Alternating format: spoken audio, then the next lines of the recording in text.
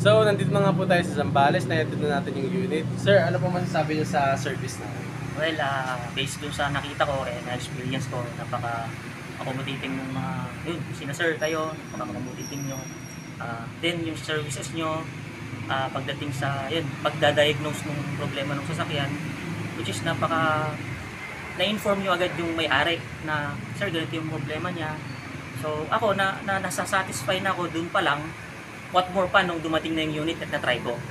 So, overall, very na-satisfy ako dun sa ginawa niyo ng services. So, yun lang.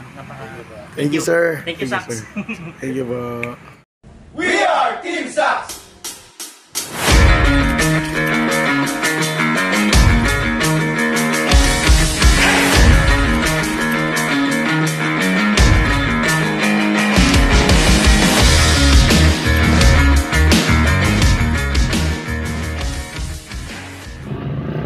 Okay, sir.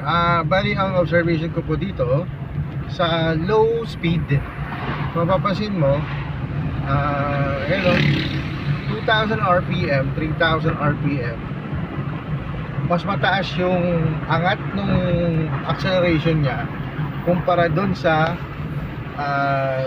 tulin ng sasakyan. So dito makikita mo na yung slippage natin nasa under sa first to second gear, na andun yung slippage natin. So kung mapapansin mo, ayan, so nakapasok na siya sa third gear. So umiilaw yung ating 80, ano, ayan, nakailaw yung 80, warning natin sa 80 at yung check engine. So yan, kung mapapansin nyo, naka third gear siya. So maximum nating speed ay only 50 to 60 km per hour. So ibig pong sabihin nito, yung mga clutches nito ubos na. So definitely slippage yung problema ng unit natin. So ito, yun lang yung unang observation natin sa unit mo via test drive. Okay pa? So update kami sa inyo, sir, pag medyo kung nasa na kami banda. Salamat po. Sir, ito po, update sa unit mo. So far, nakatanggal po yung tranny. Yan. Yan. So nakatanggal yung tranny mo. Then nire-rebuild po ng team yung transmission. So nandito pala siya sa Valenzuela branch. So ayan, nakita nyo naman, nasa Valenzuela branch po siya. So update kami, sir. Salamat po. Hello, sir, magandang hapon. So ito, nakababa na yung tranny mo. Binaklas na yung ball body. Then dire-diretso na po yung pag-tear down nito. Tapos degreasing. Then update kami, sir. So yan, yung tranny mo yan. Okay, sir, hydraulic leak test tayo. Sige, apply tayo pressure. Yun, o. So nakikita nyo, sir, yun. Ayun, o. So yan. Yan, nakikita nyo yung bubbles na yun. So lumalabas lang po yung pressure dito sa low and reverse. Yan ang pinakadulo. Okay, so yun po yung problema natin, kaya walang reverse. Saan yung lining nito? So ito makikita nyo, ayun, mas malakas, ayun. So yan, nandyan yung pressure. So loss, yung pagkakaroon ng loose na pressure, nakita nyo to, ayun, o. Dumudulas lang yung lining natin. Ayun, o. Overheated.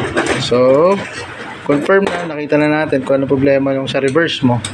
So makikita nyo yan, rebuilding kit po tayo. So ibig sabihin, clutch plate, tapos yung seal ng ating piston kits. Okay, so yun lang po yung papalitan. Sir, magandang hapon. So ito po yung mga bagong piyesa, ha. Ayan, piston kit set na yan. Kaya ito yung rebuilding kit natin.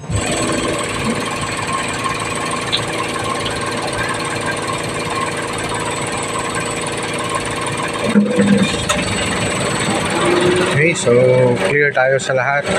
AT, EPS, EFI, clear na po lahat. Yan, anong trouble code tayo? 0 DTC. Okay, test drive na tayo.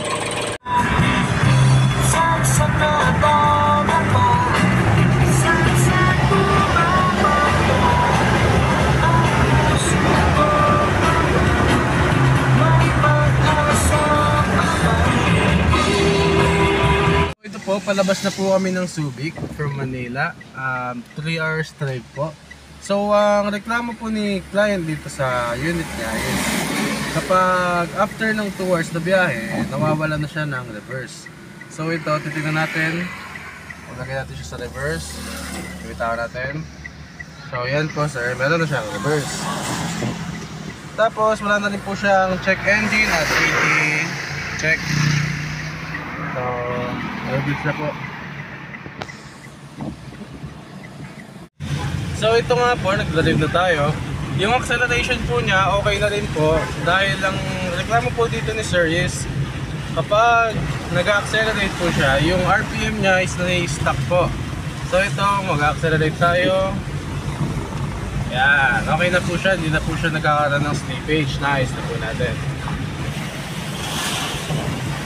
So 1 hour na lang bago makarating ka na sir. Okay na tong unit niya, wala nang check engine, okay na rin yung acceleration. So I am Adrian Lawrence Santiago. Together with our team, we are Team Sax at your service.